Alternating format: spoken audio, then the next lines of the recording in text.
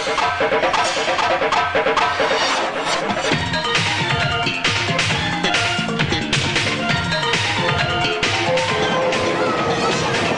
工場87来年夏オープン。みんなおいでよ夢工場へ。夢工場87は今年夏東京と大阪で同時開催。マイル券はただいま発売中。みんな来てね。この夏素敵な夢があなたを。夢工場はみんなの夢を集めたお祭りです。早くみんなの夢に会いたいな。前売り券はただいま発売中。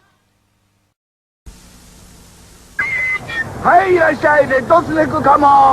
はい、どうした。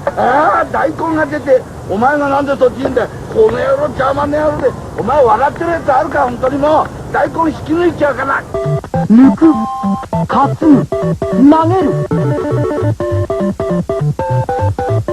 正統派アクションゲーム、夢工場ドキドキパニック、7月10日発売。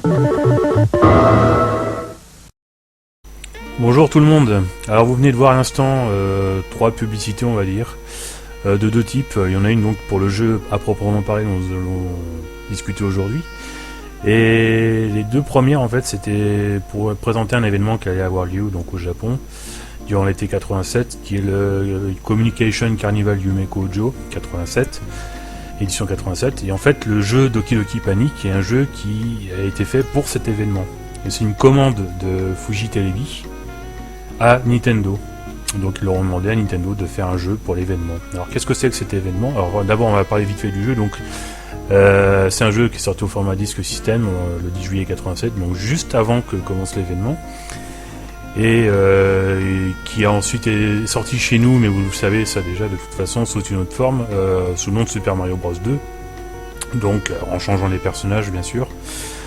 Mais à la base, évidemment, ça n'avait strictement rien à voir avec l'univers de Mario, puisque, comme je viens de vous le dire, c'était plutôt pour respecter le cahier des charges qu'avait donné Fuji Television à Nintendo. Fuji Television, c'est Fuji TV en fait. Ça, j'y reviendrai juste un peu après. Mais je vais expliquer, cette vidéo n'a pas pour but d'expliquer vraiment les mécanismes du jeu, comment ça se passe. C'est pas un test ni quoi que ce soit, ni une présentation du jeu, mais juste le contexte de la sortie de ce jeu. Parce que c'est important de comprendre pourquoi, enfin c'est important, c'est pas très important au fond, mais si on veut comprendre d'où vient Doki Doki Panic, en fait, il faut vraiment comprendre le contexte de sa sortie. Et le contexte de sa sortie, c'est déjà l'immense, période de bulle qu'a connu le Japon, disons la deuxième moitié des années 80. Donc là j'ai trouvé un graphique, bon je sais, vous en faites pas, je vais pas vous essayer une graphique tout au long de la vidéo, mais vous voyez la courbe là comme elle monte à partir de 85 environ jusqu'à fin de l'année 1990, qui correspond en fait à l'éclatement de la bulle immobilière japonaise. Et puis après vous voyez c'est la dégringolade, en fait c'est le prix des immobiliers, il y a différents types d'immobiliers, donc entreprises, particuliers, etc. Mais ça correspond vraiment à une période où le Japon était complètement euphorique sur le plan économique et qu'il y avait vraiment une sacrée dose d'optimisme dans ce pays en fait. Et on pensait que cette croissance économique allait durer éternellement, puis fin de l'année 90, patatras, tout a dégringolé. Et donc durant cette période-là des années 80 et surtout la deuxième moitié des années 80, il y a eu vraiment un gros emballement, il y a eu une espèce de boom des expositions, c'est-à-dire des immenses manifestations qui rassemblaient plein d'entreprises et pour lesquelles en fait c'était genre oui des expos quoi, comme des grosses expos qu'on a en France, mais là c'était vraiment énorme. Et Yume Kojo 87 en fait partie justement de ces expositions. Donc là vous avez par exemple une plaquette de présentation de l'événement, donc qui s'est déroulé tout l'été de l'année 87, donc du 18 juillet au 30 août à Tokyo et à Osaka. Et vous voyez déjà les personnages en bas à gauche. Alors je sais pas si c'est très lisible, mais je remontrerai après une autre image où on verra mieux. Et donc cet événement a été assez énorme et a rassemblé pas mal d'entreprises qui sont venues présenter comme ça des choses un peu étranges, notamment des grosses entreprises japonaises, donc Nissan pour les bagnoles, Pioneer, NTT et plein d'autres. Et donc Nintendo a dû faire un jeu aussi pour cet événement. Donc là encore une plaquette, vous voyez pas grand chose, mais c'est une plaquette qui présente l'événement, les différentes attractions qu'on pourra avoir. Un peu, c'est comme un immense parc d'attractions en fait. Donc c'est à Tokyo et à Osaka, ça s'est déroulé simultanément.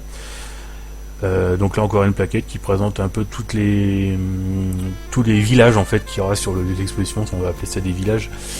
Il y a notamment des choses plus ou moins connues déjà dans la culture populaire japonaise qui sont représentées. Donc il y a évidemment la présence des grosses entreprises, mais aussi des personnages cultes comme Gegege no Kitaro, pardon, excusez-moi, j'ai du mal à le dire.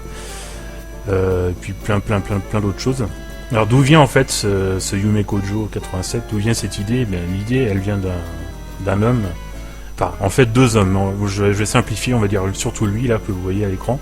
Là c'est des images de télévision qui annoncent son décès, donc j'ai trouvé des images où on parle de son décès, le lendemain de son décès en fait en 88. Donc il s'appelle Shikanai Haruo, et c'était le président du groupe Fuji Sankei de 85 jusqu'à sa mort, donc c'était son père avant qu'il tenait la boutique.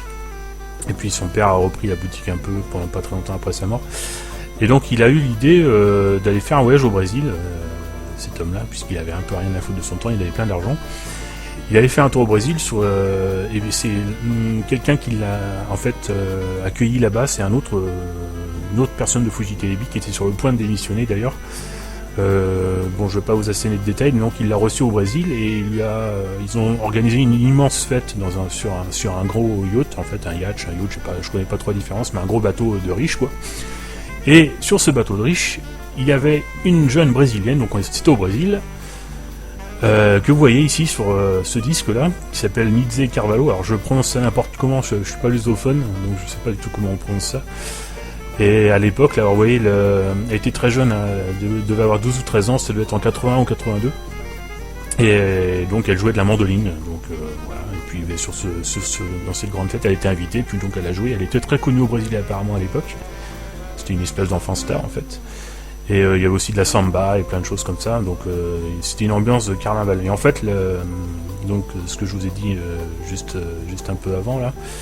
Donc Shikanai Haruo, lui, voulait voir absolument le carnaval de Rio. Et puis en fait, celui qui l'a accueilli là-bas, il a aussi fait participer à cette fête sur le yacht. Et donc il a été complètement charmé par la démonstration de mandoline de cette jeune fille, et puis par tous les spectacles de samba et tout cet aspect carnaval festif.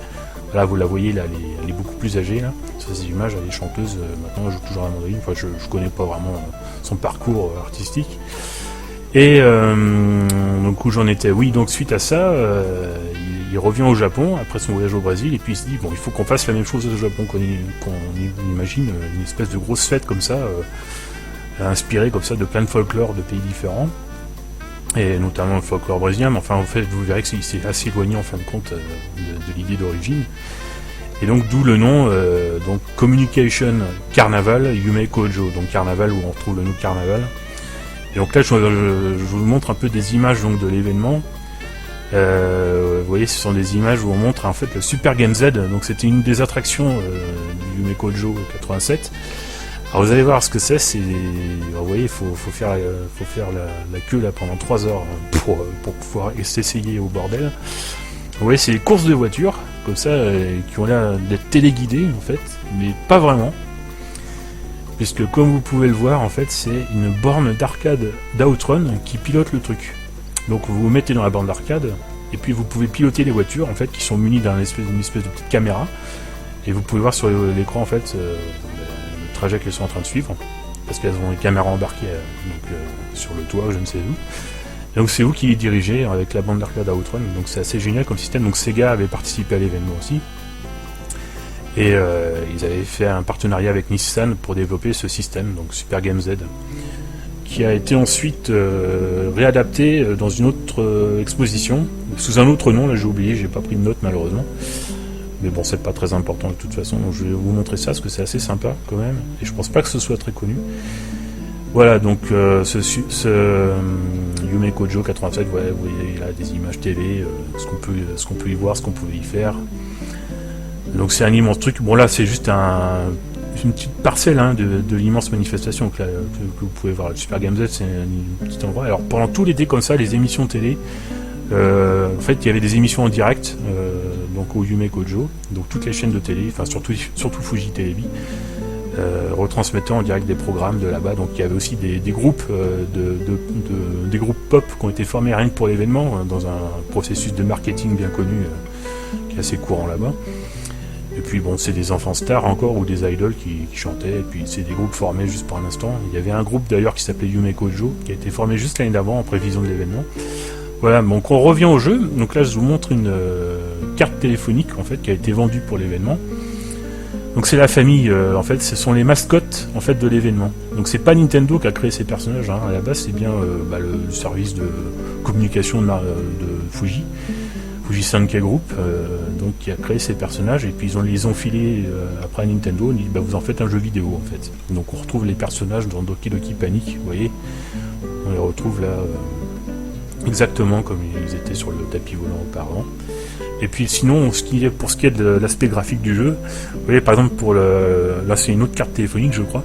Vous voyez, tous ces masques là qu'on retrouve, ce sont des masques, bon ça vient en fait, c'est comme le carnaval au Brésil, il y a des masques, mais là c'est plutôt d'inspiration vénitienne on va dire, un Commedia dell'arte ou je ne sais quoi.